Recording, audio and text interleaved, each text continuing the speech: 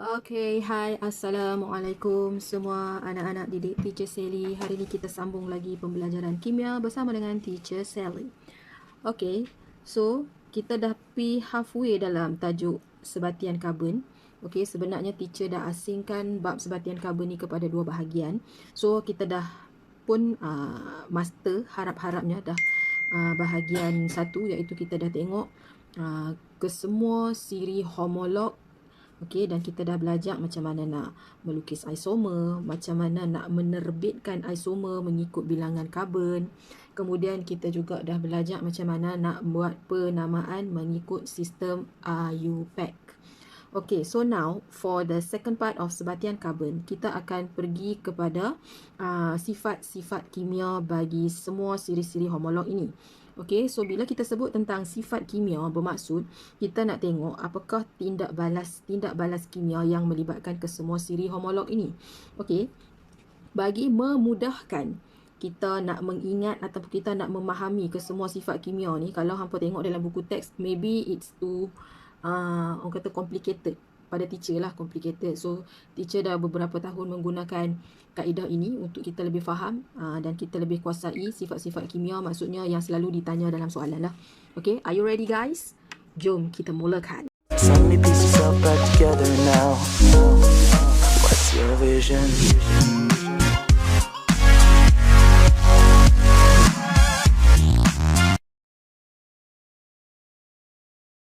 Okay, so teacher dah attach sekali file untuk konten yang teacher bincang pada hari ini. Okay, kalau yang tak ada printer tu, hampa boleh rujuk lah. Okay, sambil teacher terang ni, hampa boleh rujuk apa yang teacher sedang bincangkan. Yang mana boleh print out, that's better lah. Awak boleh terus buat nota pada awak punya lampiran. Okay, so dekat sini adalah carta alir yang menghubungkan kesemua siri homolog ke satu siri homolog yang lain. So, kalau awak tengok kat sini ada berapa tindak balas yang perlu kita kuasai. Okay, kita ada penghidrogenan. Kita tulis sikit. Okay, nombor 1, penghidrogenan. Kemudian kita ada penghidratan. Okay, daripada perkataan penghidratan bermaksud dekat sini kita perlukan penambahan air. That's why kat sini dia tulis plus H2O, penghidratan. Okay, manakala kalau tindak balas sebaliknya, okay, the other way around, kita panggil pendihidratan. Okay, pendihidratan bermaksud kita keluarkan air. Okay, kita tolak air daripada sebatian tersebut. Okay, kemudian kita tengok tindak balas yang seterusnya, tindak balas yang keempat, di mana kita panggil sebagai tindak balas pengoksidaan. Sebenarnya, tindak balas pengoksidaan ni kita dah jumpa masa kita belajar bab 1.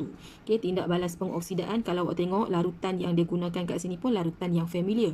Larutan kalium manganat 7 berasid yang merupakan kita punya ejen pengoksidaan. Okay, teacher harap semua masih ingat ni lah berkenaan dengan kalium manganat 7 berasid ni kita dah jumpa dalam bab 1. Okay, cumanya dalam sebatian karbon, bila kita nak tulis tindak balas, bila melibatkan tindak balas pengoksidaan, awak kena take note, kita akan guna simbol ini. O dalam kurungan yang petak ni. So bermaksud ini adalah tindak balas pengoksidaan. Jangan risau, kita akan go through one by one. Okay, dan tindak balas yang kelima yang menghubung kaitkan siri homolog, beberapa siri homolog, kita tengok ni adalah tindak balas pengesteran untuk menghasilkan ester. Okay, so kalau awak tengok kat sini dalam carta ni tak ada alkuna. So alkuna tak termasuk dalam silibus lah untuk kita tengok dia punya tindak balas kimia. Boleh-boleh? Okay, so tu secara umum apa yang kita akan go through untuk menghubungkan tindak balas kimia di antara satu siri homolog dengan siri homolog yang lainnya. Okay, sekarang teacher akan masuk orang kata tadi intro, ni pertengahan dia. Okay, sekarang kita tengok. Okay, awak kena perhati betul-betul anak panah ni. Kita akan pergi one by one. Teacher ambil bahagian ini dulu. Okay, so alkina, okay, siri homolog alkina, kita boleh tukarkan kembali kepada siri homolog alkana melalui tindak balas penghidrogenan. Okay, daripada proses penghidrogenan ni, kita nampak penghidrogenan tu bermaksud kita tambahkan hidrogen di dalam alkina. Okay, so kita tahu alkina adalah sebatian karbon, hidrokarbon yang melibatkan ikatan ganda 2. Okey, selepas kita tindak balaskan dengan hidrogen, kita akan uraikan dia punya double bond tu hanya tinggal single bond. Okey, satu yang awak kena ingat, kita tulis sini, bilangan karbon, okey, sebelum tindak balas okey, sebelum tindak balas adalah sama selepas tindak balas. So bermaksud bilangan karbon dia tak berubah lah. Okey, bilangan karbon dia tak berubah lah. Kata semasa alkina ni kita gunakan C5 iaitu pentina. Okey, kita gunakan pentina. Okey, selepas pada tindak balas penghidrogenan ataupun proses penghidrogenan, kita akan dapat pentana. Tu maksudnya. Okey, bilangan karbon tak akan berubah di mana-mana stage pun. Yang tu awak kena ingat. Okey, boleh. So penghidrogenan dan dia punya keadaan ialah pada suhu 180 darjah Celsius di mana menggunakan nikel sebagai mangkin. Okey, mari kita tengok dia punya tindak balas. Okey, yang ada kertas ni awak boleh terus conteng masuk dalam tu. Alright. Okey, now kita nak tengok tindak balas penghidrogenan yang paling simple di mana alkina bertukar kepada alkana. Okey, so kalau awak tengok okey kat sini, dia punya tindak balas umum nampak kat sini. Dia pakai etina tambah dengan hidrogen dapat etana. Dia tak mungkin kat sini etina tiba-tiba dia punya hasil dia kita dapat propana, tak mungkin. Okey, teacher dah mention kat sini tadi, ingat bilangan karbon sebelum tindak balas mesti sama dengan bilangan karbon selepas tindak balas. Alright, so that's why ni kita panggil persamaan perkataan. So bila kita tulis dia punya persamaan kimia, kita dapat macam ni lah. C2H4, kita punya etina ditindak balaskan dengan hidrogen, dapatlah kita punya etana. Okey, so kalau awak tengok seimbang ke belum? Belah sini ada C2, sini C2, sini sebelah sini ada 4 campur 2H, ada 6H, sana 6H. So sudah automatically seimbang. Okey, macam mana pula dengan yang ni? C3H6. Bermaksud yang ni adalah propina. Okey, macam mana nak tahu? Kita tengok balik.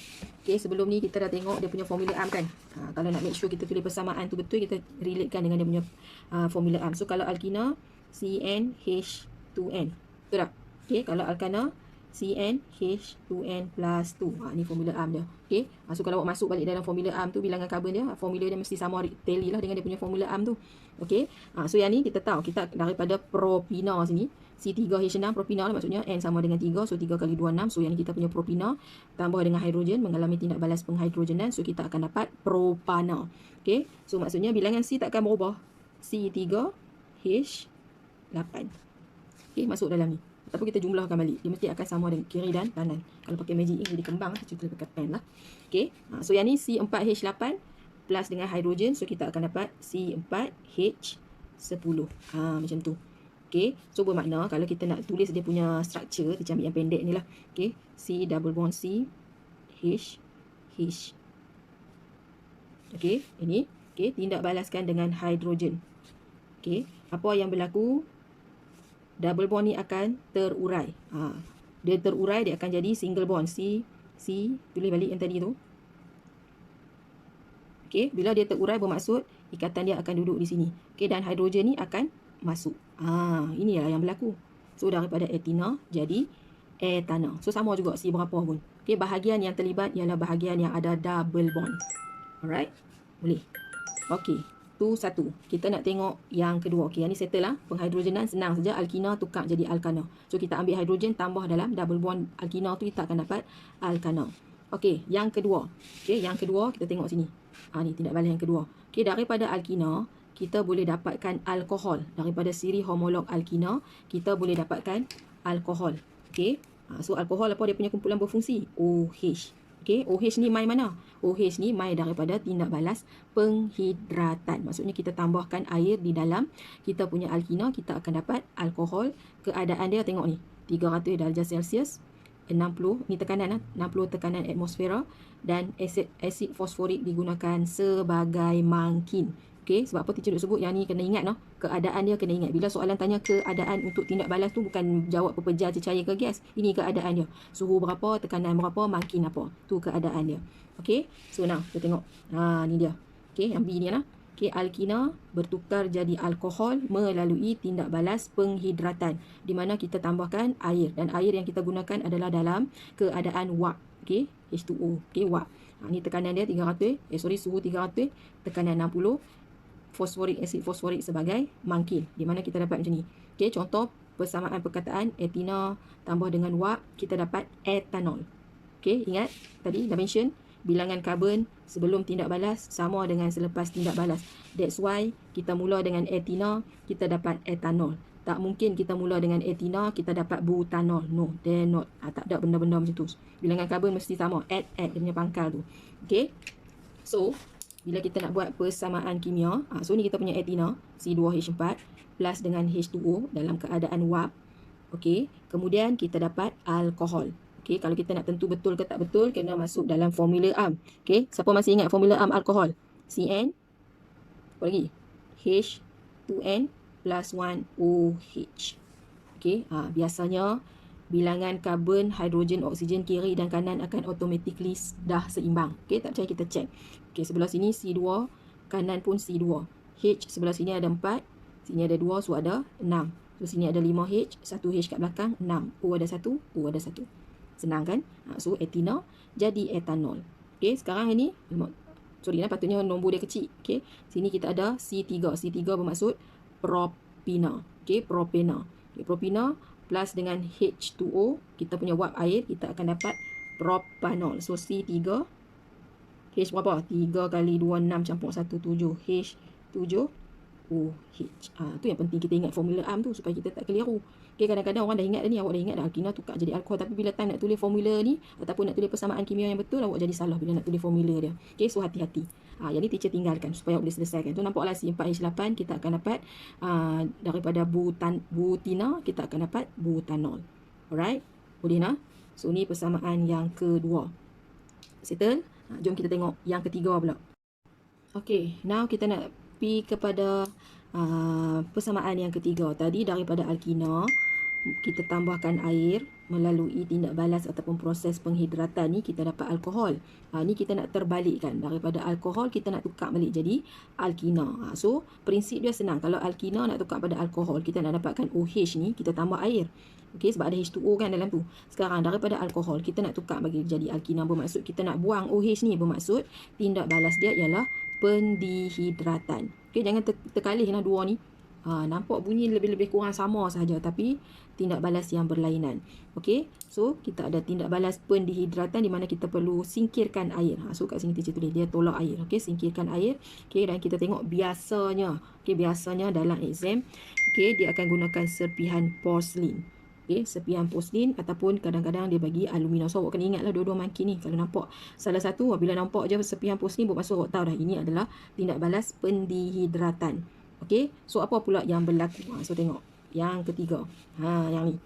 Okey, so dalam proses pendihidratan daripada alkohol dia akan tukar jadi alkina. Maksudnya dalam alkohol ada OH minus. Okey, masuk dalam, bila dia tukar jadi alkina, dia akan dapat balik double bond tu. Okey. So apa yang berlaku? Nampak? Etanol akan jadi etana dan air. Dia terbalik lah sebenarnya dengan tindak balas ni tadi. Okey, dia terbalik dengan tindak balas ni tadi. Tadi etanol daripada etana dan air dapat yang ni. Ni dia terbalik pula. So tindak balas ni tak susah sangatlah nak ingat. Okey, dia terbalik sahaja. Okey. So apa yang jadi, kita tengok kat sini, etanol jadi etina. Yang ni C3H7 bermaksud propanol. So propanol kita akan dapat propina. C3H6 plus H2O. Semua akan dapat sama je hasil je. Yang berbeza adalah dia punya alkina tu. Okey, yang ni butanol, C4 kan? Okey, butanol, so kita akan dapat butina. C8H2O. Teacher tak payah seimbang dah kan? Memang tak perlu seimbang dah, sebab kalau kira kiri kanan akan sama. Karbon dan hidrogen dia tak berubah. Okey, so yang ni teacher highlight kat sini. Okey, ejen pendihidratan. Okey, ejen pendihidratan bermaksud inilah tadi. Yang dalam tindak balas ni tadi kita gunakan serpihan porselin ataupun alumina. Ejen tu bermaksud bahan yang membantu proses pendihidratan tu. Okey, so kita ada serpihan porselin ataupun aluminium oxide, aluminium oksida yang kita panggil sebagai alumina. Okey, so rajah ni kena hafal. Macam mana nak hafal? Lukislah berulang-ulang kali sampai kita ingat, sebab soalan boleh minta ni. Dalam bahagian struktur soalan boleh minta. Biasa kalau dia suruh lukis rajah macam ni, kita akan dapat 2 markah. Okey, kita cerita sikit lah apa yang berlaku kat sini.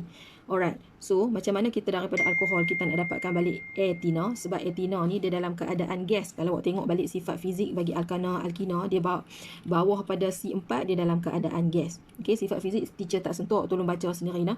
Sifat fizik bagi alkana, alkina, alkohol tu semua tolong baca sendiri. Sebab yang tu just fakta sahaja. Okey, tak ada teori yang teruk-teruk pun. Okey, so apa yang kita buat? Kita ambil wool kaca. Okey, wool kaca ni dia macam kapas lah. Okey, wool kaca kita rendamkan dengan mana-mana alkohol.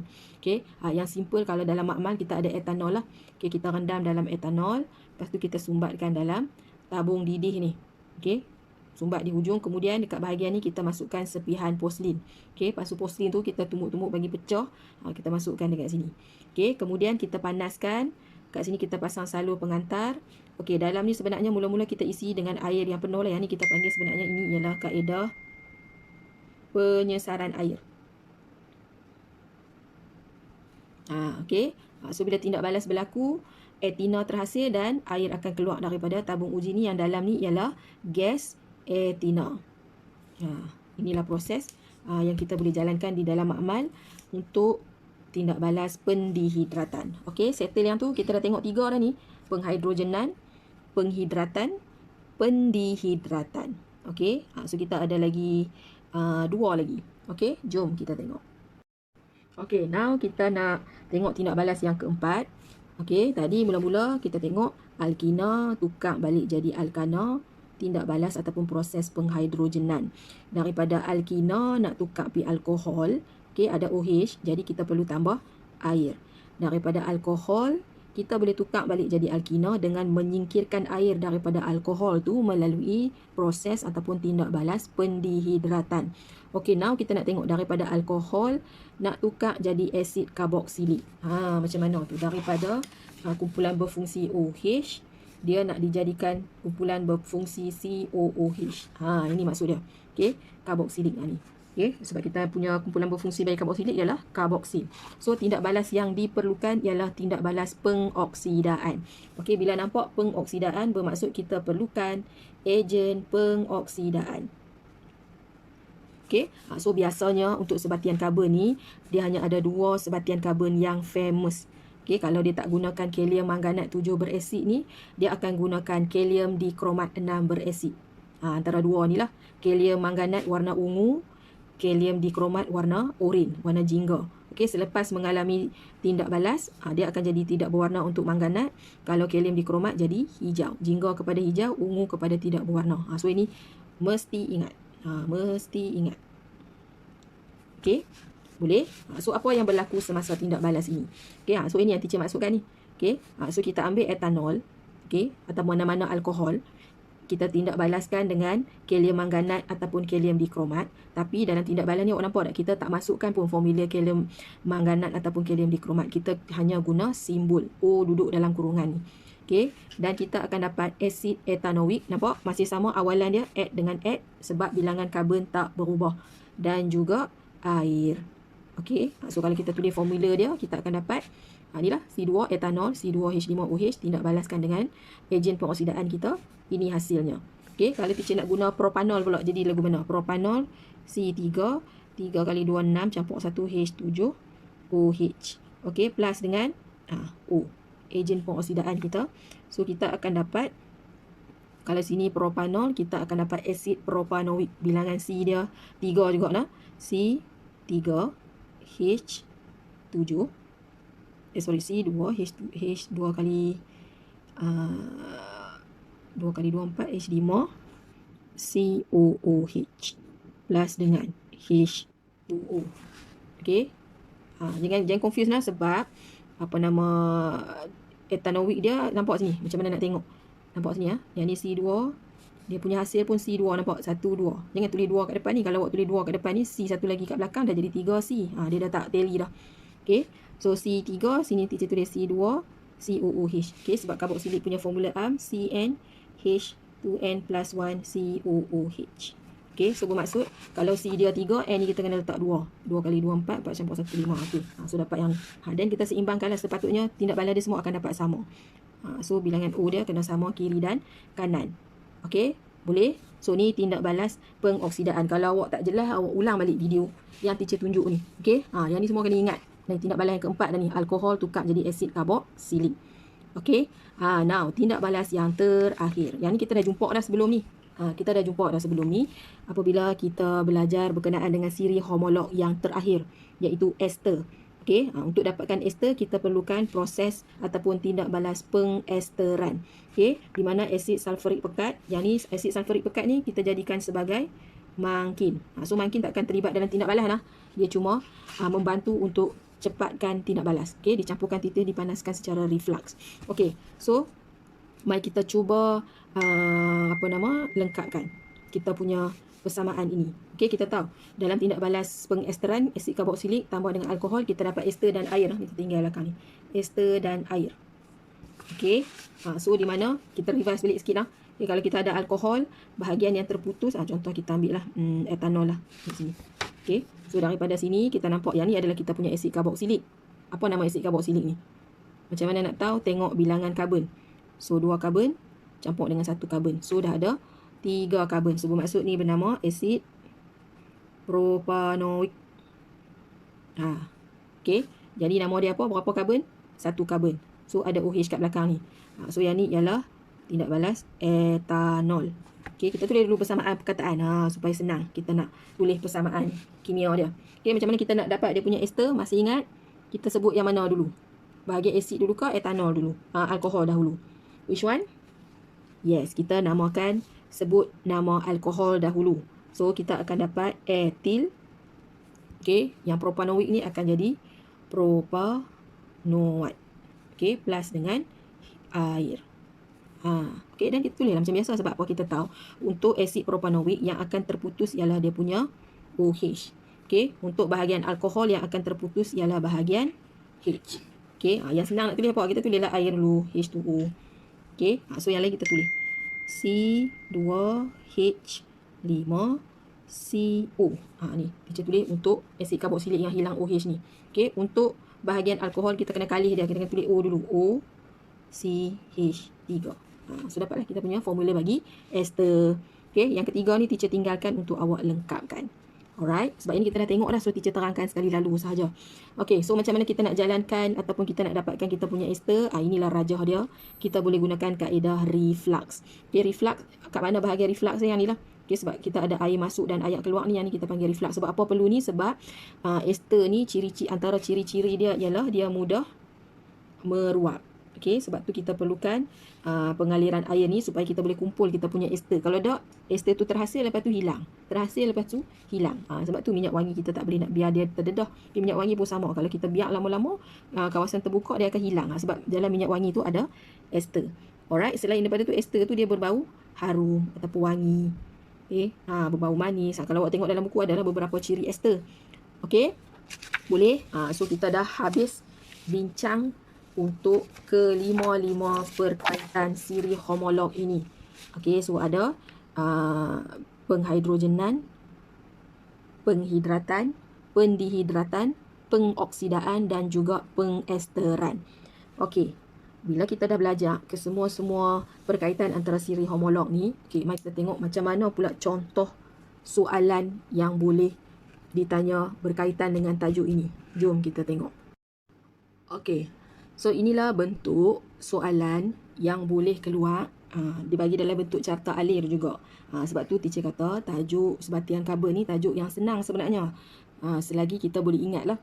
Okey, so kita tengok rajah ni, kita kaji dulu. Bila awak dapat rajah macam ni, okey, baca dulu soalan, highlight apa yang soalan beri dan apa maklumat yang awak boleh dapat daripada rajah ataupun soalan. Okey, sekarang kita tengok. Okey, rajah di bawah. Okey, rajah di bawah menunjukkan 3 tindak balas kimia yang melibatkan butanol. Nampak? Dalam penyataan yang pertama pun kita dah ada maklumat. So butanol bermaksud ada berapa karbon? Ada 4 karbon. Itu daripada soalan. Okey, next kita nak kaji rajah ini. Okey, daripada butanol, so kita tahu butanol ni dia punya siri homolog ialah alkohol. Okey, alkohol. Okey, kemudian dia bagi clue kat kita, kat sini ada sepihan poslin. Kalau awak ingat lagi, teacher baru terang tadi, serpihan porslin ni dia duduk dekat tindak balas apa? Proses apa? Okey, alkohol dia patah balik. Nampak? Alkohol patah balik. Ataupun alkohol dia tukar sini ada serpihan porslin. Okey, yang ni sebenarnya serpihan porslin ni ialah ejen pendihidratan. Kalau awak masih ingat lah. Okey, sepatutnya kena ingat lah, teacher baru habaq ya. Okey, bermaksud proses satu ni ialah proses pendihidratan. Dapat? Okey, so kalau butanol mengalami tindak balas pendihidratan, X ni apa dia? Tadi kita tengok alkohol kalau mengalami tindak balas pendihidratan, kita akan dapat al apa? Alkisah? Bukan. Okey, kita akan dapat alkina. Okey, so kalau kita ada butanol, sebab alkina kita ni ialah butina. Ingat tadi kita dah bincang sebelum sama dengan selepas. Bilangan karbon akan sama. Takkan kat sini butanol, tiba-tiba kat sini kita dapat etina. Tak, dia mesti tally. Bilangan karbon sama. Okey, mai kita bergerak ke sini pula. Proses 2. Okey, sekarang apa yang awak nampak? Ini. Larutan kalium manganat berasid. So, larutan kalium manganat berasid ni ialah kita punya ejen pengoksidaan. Okey, kita punya ejen pengoksidaan. So, bermaksud proses ini ialah proses pengoksidaan. Okey. Dalam proses pengoksidaan, alkohol dia akan jadi apa? Kalau lupa tengok balik rajah tadi. Okey. Pengoksidaan alkohol jadi asid karboksilik. So, kalau kat sini butanol, dekat sini kita akan dapat asid butanoik. Begitu. Okey, maksud kita dapat asid karboksilik lah kat sini. Dia faham ke ni? Okay, kalau tak faham, sekian bertanya lah. Screenshot video ni, lepas tu bertanya je dalam grup. Okay, now. Kita ada butanol, asid butanoik. Okay, naik ke atas ni mengalami proses yang ketiga. Di mana dia gunakan asid sulfurik pekat sebagai mangkin. Siapa perasan ni duduk kat tindak balas apa? Apa dia? Yes, ini adalah proses pengesteran. Pandai pun. Okey, tajuk ni senang asalkan kita ingat. Okey, so bila proses pengesteran, bermaksud Z ni adalah sejenis ester. Okey, sejenis ester. So apa nama esternya bila butanol bertindak balas dengan asid butanoik? Ester yang kita dapat ialah butil butanoik. Gitu dah. Okey. So nampak tak tengok soalan lagi, tapi dah ada jawapan kat sini. Itu yang pentingnya, kita kena faham dulu apa yang berlaku dalam soalan. Okey, kemudian soalan-soalan yang lainnya kat sini, okey, awak boleh jawab. Okey, yang mana tak boleh print tadi, awak kena salin lah. Tak ada cara lain, awak kena salin. Okey, nanti teacher akan revealkan apa jawapan dia. Okey, ni sebenarnya sambungan lah. Okey, soalan ni dia pecahkan kat sini. Dia uraikan balik. Okey, ni bahagian ni. Okey, itu saja untuk hari ini. Walaupun nampak macam simple, perlukan pemahaman dan penelitian yang sangat-sangat fokus supaya awak dapat jawab soalan-soalan yang dikemukakan. Okey, teacher akan bagi lagi 2 soalan yang lebih kurang dengan soalan ni. Cuba jawab dalam buku latihan. So, siapa yang boleh print, awak boleh jawab terus dalam ni lah. Okey, itu saja untuk hari ni. Bye. Assalamualaikum.